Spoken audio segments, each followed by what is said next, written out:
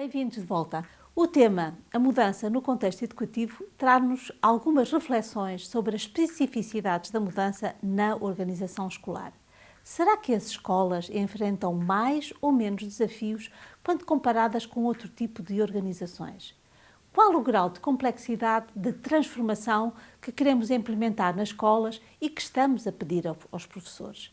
E em que medida o momento que agora atravessamos de pressão e incertezas nos traz uma oportunidade única para a transformação digital das escolas e que nos últimos anos se tentou concretizar? Vou apresentar-vos alguns fatores que nos vão ajudar a compreender esta diferença. O primeiro deles está relacionado com a dimensão da organização e que se relaciona com a dimensão dos recursos humanos e o número de estruturas que o Ministério da Educação dispõe. No nosso caso, o plano de capacitação digital destina-se a 100 mil professores. Mais difícil? Claro que sim. O segundo fator relaciona-se com a complexidade da mudança. Que tipo de mudanças pretendemos introduzir nas escolas? Estamos a falar da substituição de um processo A para um processo B, ou da introdução de um novo equipamento, ou de transferência de instalações? No inquérito recente que apliquei a cerca de 2 mil professores de vários concelhos da região de Lisboa e Val do Tejo, foi-lhes pedido para identificarem as maiores dificuldades sentidas durante a implementação do ensino à distância durante o estado de emergência. As respostas obtidas dão-nos pistas interessantes para o vosso trabalho.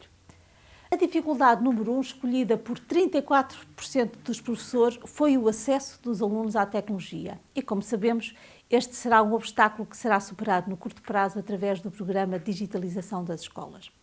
Em segundo lugar, foi apontado o desafio da construção de práticas pedagógicas para o ensino à distância por cerca de 23% dos professores. Em terceiro lugar, e como desafios para a implementação do ensino à distância, surge o envolvimento e a motivação dos alunos, com cerca de 17% das respostas. Seguido de perto pelo desafio das competências tecnológicas dos professores, com 13%. E, finalmente, o envolvimento dos encarregados de educação contou com as respostas de cerca de 11% dos professores. Como podemos ver, trata-se, pois, de uma mudança profunda e complexa, numa equação com múltiplas variáveis intervenientes e que não é apenas de natureza operacional, mas é sobretudo estratégica e de pensamento. Finalmente, um terceiro fator relacionado com as características da organização escolar. A diversidade de contextos socioeconómicos, demográficos e da chamada cultura organizacional das várias escolas traz-nos uma camada adicional de dificuldades para a implementação de estratégias, para a implementação deste nosso plano de capacitação digital dos professores. Por outro lado, a estrutura hierárquica das escolas e as suas dinâmicas de liderança tornam também mais desafiantes a construção de estratégias para a mobilização e a adoção das mudanças desejadas. As mudanças não vão ser feitas por decisão, vão ser feitas também por escolha e motivação dos próprios professores. Por tudo isto, se pode concluir que a mudança no contexto educativo é muito mais exigente do que aquela que é pedida às outras organizações. Mais uma vez, a reflexão sobre a experiência passada dos vários projetos e que se realizaram no passado pode ser um importante contributo para um novo ponto de partida. Convido-os, por isso, a revisitar o fórum de discussão do módulo 1 e a encontrar pontos de ligação com os vários temas relacionados com a gestão da mudança.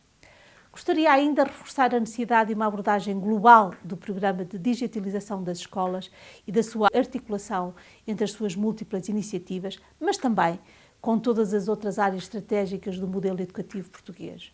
Os projetos de educação não podem funcionar como bolhas, mas sim têm de estar articulados num sentido coerente e alinhado. É dessa articulação, aliás, que poderemos encontrar exemplos concretos para o vosso trabalho.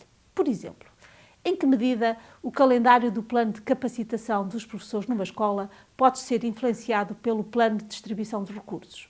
Ou, outro exemplo, em que medida podemos utilizar o trabalho realizado nas áreas da autonomia e flexibilidade curricular, ou da cidadania e inclusão, com propostas concretas de trabalho a realizar nas ações de formação com os professores? Ou ainda, que modelo de colaboração e articulação devem manter com os embaixadores dos programas e com os diretores e respectivas equipas diretivas?